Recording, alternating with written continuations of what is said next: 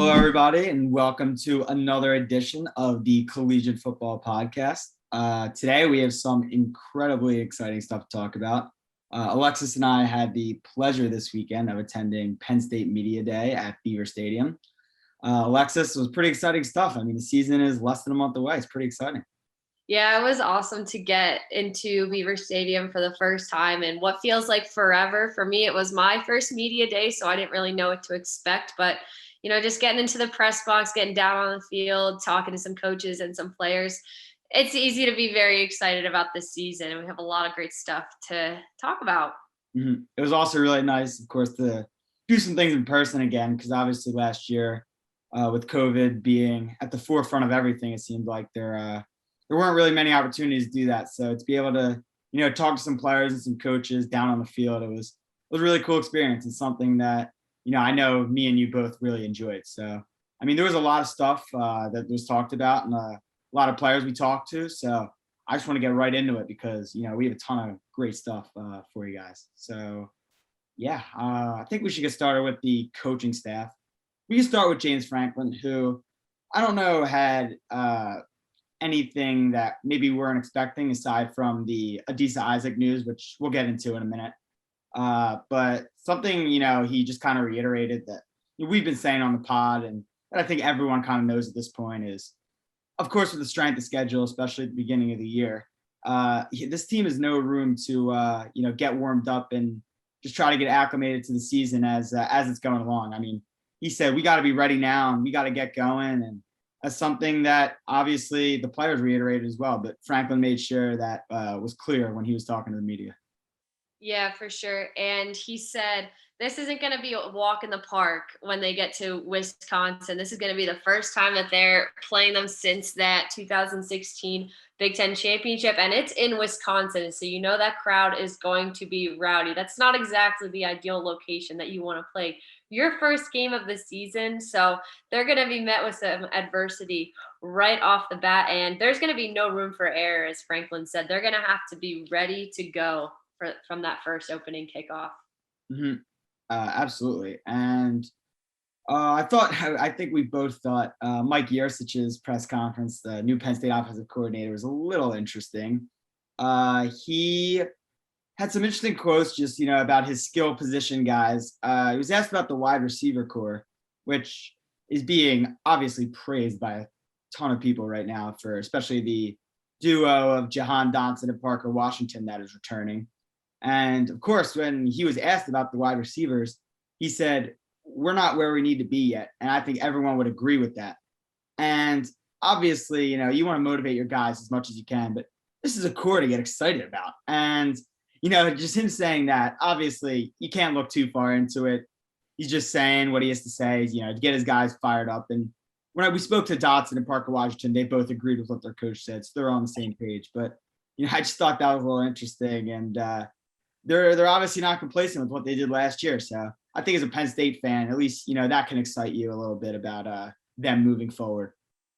Definitely. I also thought that was probably one of the highlights of the coaching staff speaking to the media. I think it caught everyone a little bit off guard. Obviously, as you said, you don't want to get complacent, especially after the year the two of them had last year in Dodson and Washington. But good for them for being motivated, wanting to work hard. And as you said, they both reiterated and agreed with what Yursich said in his press conference. They're not settling for anything. They want to be the best two wide receivers in the Big Ten, or as Dodson said, in the country, which he believes that they are.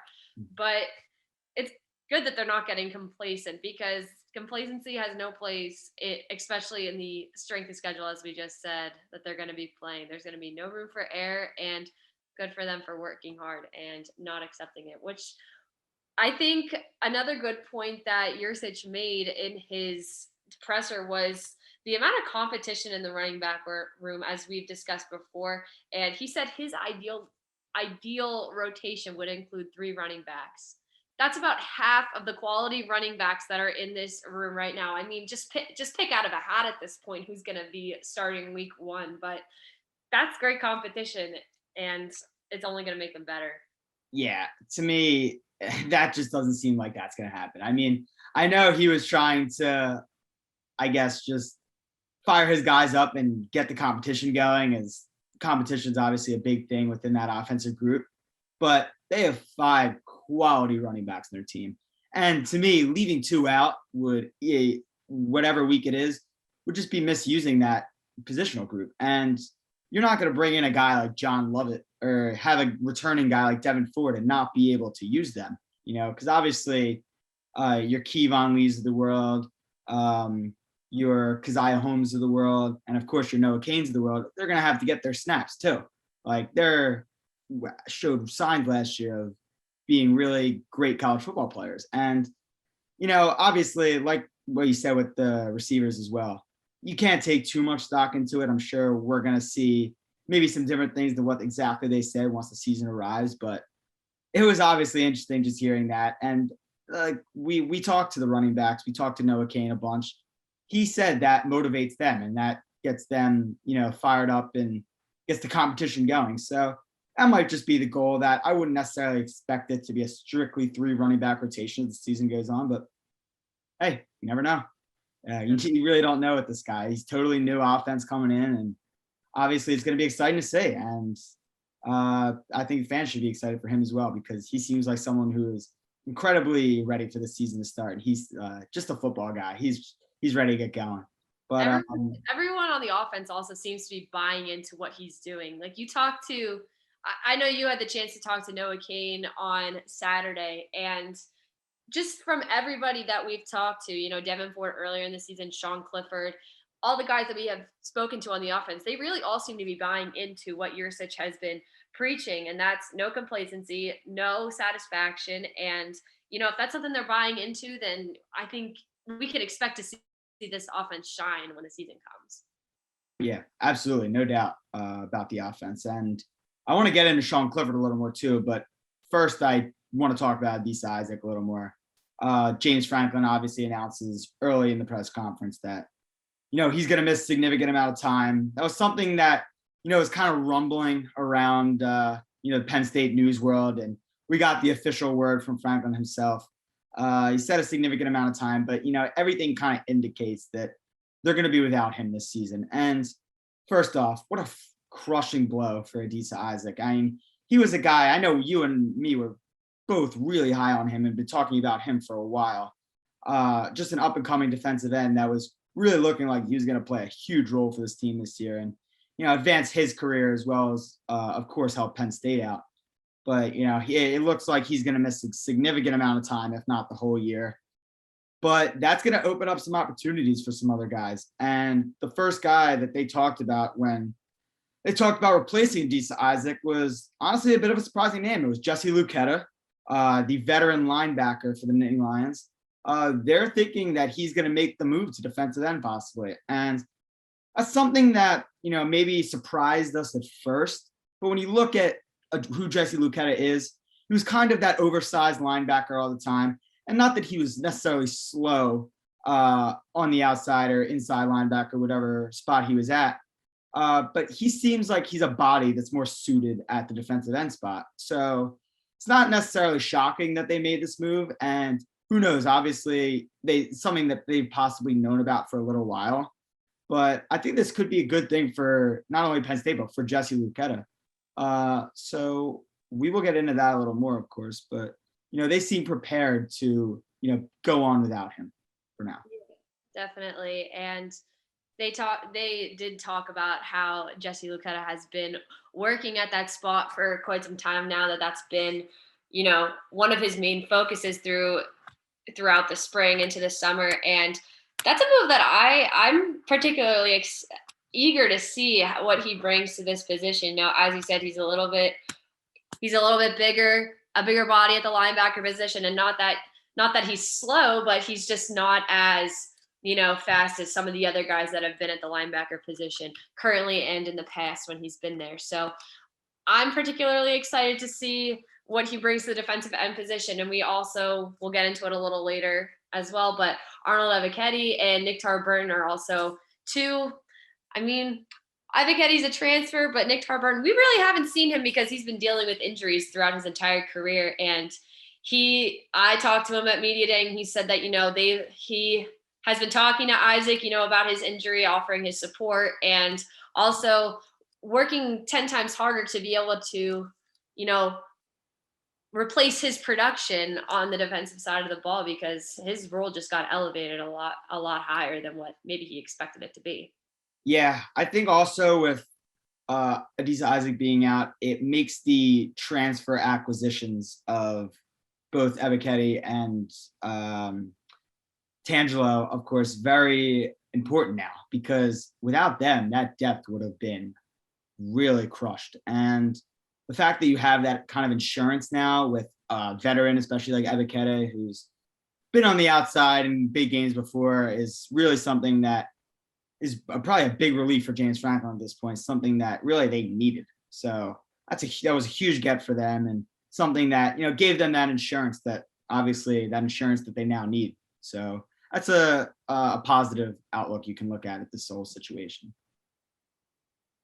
And I do remember Curtis Jacobs talking about just the pure speed that Ebiketie brings on the outside. He's a bigger guy. Like, if you look at him just from face value, you may not think that he's got a lot of speed, but according to Jacob and what other players have said about him, he is a menace on the outside. So I would say he's one of the leading candidates to replace Adisa Isaac's productivity and even his leadership, because, as you said before, Ebiketie and Tangelo, two transfers with loads of collegiate experience.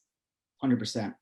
Absolutely. And kind of shifting gears a little bit, going back to the offense, I did get a chance to talk to Sean Clifford kind of at length over the weekend. And he was a guy who obviously had his ups and downs last year, and a lot of downs, we'll say. But he said all the right things. And believe me, we get all the doubts about Sean Clifford. We've seen him underperform numerous times during his Penn State career, and many people, think that nothing's really going to change this year. And while that's something that, you can't necessarily argue against, he said it himself. He said, I know what happened last year, and I'm not just going to pretend like, that didn't happen. And he was benched against Nebraska, and trust me, he got humbled a little bit, and he absolutely felt what it was like to go through the valleys as part of the peaks and valleys that you have as a football player. But part of being a quarterback, especially at the Division I level, is having a short-term memory. And that's something, of course, I wrote about for the Collegian this weekend after media day regarding Sean Clifford. And, he's a chance to prove people wrong now. And I don't know about you, Alexis, but are we ready to hop on the Sean Clifford wagon maybe one more time? I don't know. What are you thinking? Yeah, I think I could get there. And as you said, he did say a lot of the right things. He's not going to act like last season didn't happen. Obviously, he made a lot of mistakes, a lot of costly mistakes that may have cost this team a couple wins or at least a couple touchdowns. But, he's really high on learning from those experiences and making himself better for the team, because he understands that this offense is not going to go places without him performing at 100% and not making costly mistakes like he did last season. So, as you said, short-term memory, big key. He learned a lot from when he was benched, and I think he's turning this into positives. He's really looking at what he needs to do in order to give this team the best chance it has at winning and having a winning season. And he's playing with a chip on his shoulder without a doubt, because he has a lot of people to prove wrong. And I believe that with the weapons that he has in Jihad, Dodson, Parker Washington at the wide receiver position, but also in the running back room, I believe that he's poised for a comeback season. Mm-hmm. And, obviously all of his teammates, you would think, would speak highly of him. But, the way they talked about him, the way they were so confident in his progression, the work he's put in this offseason, and, him being the first person in, last person out, you got the sense from the teammates that they really felt good about him. And two guys that obviously he works with incredibly close, Jihad, Dodson, and Parker Washington, that wide receiver duo. And, as reporters, of course, we always try to take, a non-biased look at things, but it is so hard not to just love these two receivers. It's the way they spoke, they almost had the same mindset, that quietly humble mindset, but at the same time, they know how good they are. They know how good this offense can be, and they believe in Sean Clifford, but more importantly, they believe in themselves. And this is, to me, even though, of course, the running back room is going to be crazy with all the storyline and who's going to get X amount of snaps and who's going to be left out, but this group's going to be so fun to watch. And just the way that they're going to be able to progress from a year last year where they were as good pretty much as can get is going to be really cool. And Jihad has always been a guy who is just such a quiet leader. And between him and all the other outspoken members of this offense, I just think that they have a great group of guys who are not only going to be able to perform, but are going to be able to pick up Sean Clifford when he needs it and pick up the offensive line when they need it. And you can rely on them to carry this group at times. And it's going to be really cool just seeing them go to work each week and being able to, like we said, just help carry this group along. And they definitely are capable of doing so. Yeah, and it's going, as we saw last season, this is a fun duo to watch. Just some of the acrobatic highlight reel catches that we've seen Jihad Dodson and Parker Washington make are unreal. And if we can get more of that, no complaints from me. That's all we need. And they may have to be there for that if Sean Clifford, goes through one of those valleys again where his throws aren't perfectly placed, but you could have confidence in your guys on the outside that they're going to be able to go up with their incredible ball skills and make plays on the ball in order to keep their team in the game. And as you said, Jihad Dodson, we've heard him become more vocal over the last year, and he understands that he took a big step in coming back to this team because he has some unfinished business. He wants to win a championship, and that's rubbing off onto Washington, who's a couple years younger. He's still got time to, climb the ranks and become one of those leaders. But they're definitely on the same page with, being confident in Clifford and being confident in themselves as well. And that's going to pay dividends when the season begins. Yeah. And I liked how, you spoke about that kind of mindset rubbing off on Sean Clifford with Jihad Dodson. I really liked what Clifford said to me one time. He said, we're starting this year. We're 0-0. I understand what happened last year, but right now we have as good a chance as anybody to win a Big Ten championship right now. And that's our goal.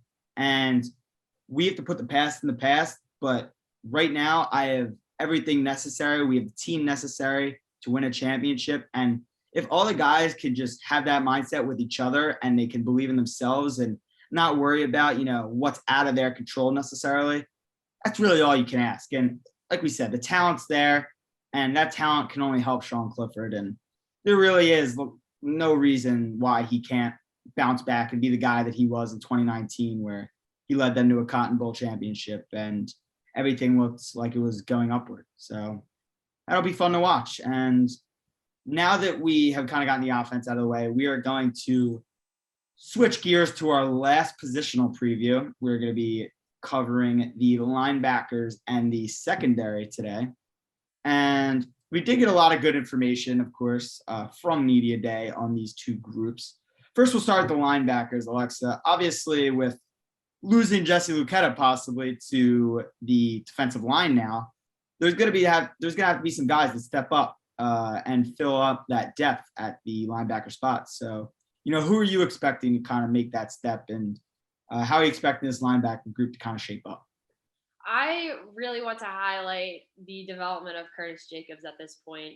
He is someone who was forced into a bigger role last season with the opt-out of Micah Parsons, bigger than maybe he expected or other people expected him to have. But I believe that he did the best he could in that situation. He absolutely improved as the season went on. He's got experience both in the middle and on the outside. So that's going to be good when it comes to versatility, especially with Lucetta making the move to defensive end. He's going to be asked to carry a load for this team, and I believe he's going to be up for the challenge. But we can't forget about Brandon Smith and Ellis Brooks as well, who they'll be competitors as well for those spots. And this is going to be a fun group to watch, and a lot of tradition in this group. They're definitely eager to represent LBU and all that it holds. So those are three that I'm very high on right now, especially with those starting positions. Mm-hmm. Yeah, Curtis Jacobs definitely a guy that's going to have to step up and fill in a role this year, because obviously when you lose a veteran like Jesse Lucetta, not on your team, but to maybe another positional group, you're going to need someone to step up and fill that role. But not that it's a surprise, but everyone just spoke so highly of Brandon Smith. I mean, and how could he not? This guy is just a freak athlete, definition of one. And he is someone that can really just be the star of this defense. And with a defense that has a lot of talented players, and him in the center and him being all over the field is just going to be so critical for this team. And you just know how much Brent Pry loves him. And being able to, shift him around and get him in different spots, whether it's in the middle or on the outside, he's going to be an impact player, no doubt. And I wouldn't be surprised at all to see him get Big Ten, even national recognition at the end of the year. Not that he hasn't already, but he's someone who, for this group, he needs to be great. And having him fill a role that Michael Parsons was similar in 2 years ago, if he could recreate that even half or 3/4 as good, then this group is in good hands. And having him and also a veteran in Ellis Brooks, who could do a number of things as well, this isn't the group necessarily to worry about, even if Jesse Lucetta has to move. I think they're in fine hands with who they have right now. Absolutely. And getting more into the depth, Brent Pry highlighted an up-and-coming linebacker in the middle by the name of Tyler Elsin. And I was particularly surprised and excited for him because he went to a high school less than 20 minutes away from mine. So I got to watch him in high school quite a bit. And, he was a menace on the field, obviously, in high school. He, as most breakout highlight players like he is, they play all over the field. They play defense, offense, special teams, everything. But Pry was really high on him. And, Franklin's highlighted him in a couple other media pressers that we've been to before, that he had a breakout spring. Pry expects him to have a great summer camp. He's working hard. He's getting stronger. And just the difference in what he looks like from a physical standpoint over the last year is extremely good, and it's showing good signs for him that he may be able to, get some quality playing time. God forbid somebody goes down, or, they just need some extra depth. But, I was surprised to hear his name talked about so many times. But, Tyler Elsin is going to be somebody you're going to have to keep an eye on in the linebacker position. Yeah, we've seen, especially last year, how important depth is as well. Considering, of course, there's one injury already with Adisa Isaac, but injuries happen. That's something you can't control, you can't prevent. And making sure that you have guys who are capable, guys who are ready behind them is obviously going to be critical, because we saw with the running back group last year, they were absolutely decimated. But you had a guy like Kevon Lee and a guy like Keziah Holmes in the wings, ready to go. They were absolutely ready to step on the field immediately when they got their opportunity. And a guy like Tyler Elston is a perfect example of someone like that this year, who might have to take on that role. And, I'm sure he's ready. And it seemed like they were, like you said, extremely high on him. And that can only be a good sign if you're, a Penn State fan and are looking at the depth of this defensive group. For sure. And we're going to move into our last position preview. We're going to look at the secondary, at the quarterback, and the safeties. And this is a group with a lot of experience and a lot of progression, according to some of the coaches and the players. So I would start first with Tariq Castro-Fields. I know you got a chance to talk to him, Justin, and he highlighted Jair Brown as, the biggest surprise and standout from the spring and the summer so far. So what else did he say about him? Yeah, he was incredibly high on Jair Brown. I asked him, who could be a potential surprise this year, who stood out, and immediately he said Tig, and that's what they call Jair Brown, because he's always just everywhere, because I think it's for Tigger, because he's always bouncing all around the field. And he immediately said him, and he just said he's someone who was in a competition somewhat with Jonathan Sutherland for that last safety spot. Obviously, Sutherland is a veteran and is well respected on the team, but Jair Brown has done everything to take that job, and it looks like he's going to win it. And having a guy like that able to win the job and has really stood out in camp is something that is really, really good for the secondary. And obviously, Penn State has not always been necessarily a secondary powerhouse school, not necessarily a defensive back, powerhouse, but the group this year, you have to feel really confident in them with their combination of experience and talent that they have, Alexis. Yeah, absolutely. And as you said, this group is loaded with talent, but also experience. And as I've said on multiple occasions, experience is very important in college football, especially in the Big Ten. You want to get experience, as soon as you get into this group, and that's positive. And we have a lot of experience at this cornerback and safety position with Joey Porter, obviously Castro Fields, who we just talked about, as well as Brown, but also Jaquan Brisker, who has got tons of national recognition even before the season starts. So that's gonna be crucial, especially with some of the wide receivers that they'll come up against in the Big Ten, especially with Ohio State. So this is gonna be a fun group to watch and see just how athletic they are. I mean, if you've ever seen them play, they're all over the field making plays. And while it may have been difficult to watch last year, especially with how many hits this defensive group took, they faced adversity and they're ready to go. And this is another group where we've seen, kind of some shifting around.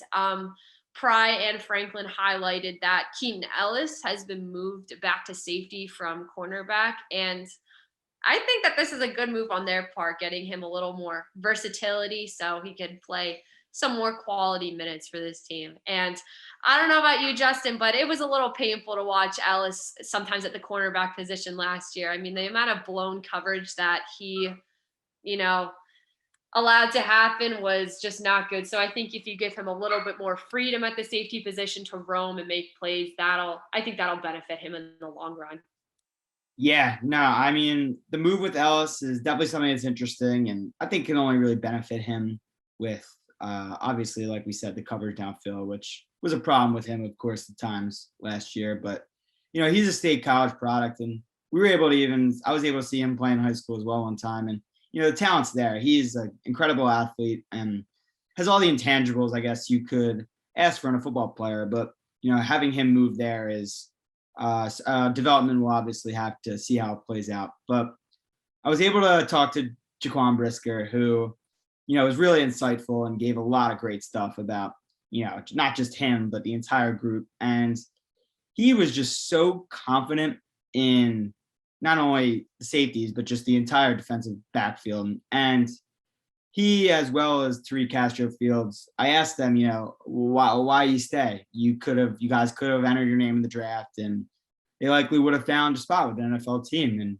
both had the exact same answer. They said, listen, we don't finish business. And last year, that wasn't what we wanted to go out on. And obviously, Tariq had his problems injury-wise, but both of them just said immediately, we didn't like how last year went down. We know that this group is better than what we displayed last year. And now that we have everyone back, we have everyone healthy, we have a returning Joey Porter, who in his first year last year was incredible at times. This is a group that we can feel incredibly confident going back in the year that can carry a defense that is already, has some talented players at other positions. So if they're able to go through with that word that they said this weekend, then there's no reason why this group can't be amongst the best in the Big Ten, if not the country.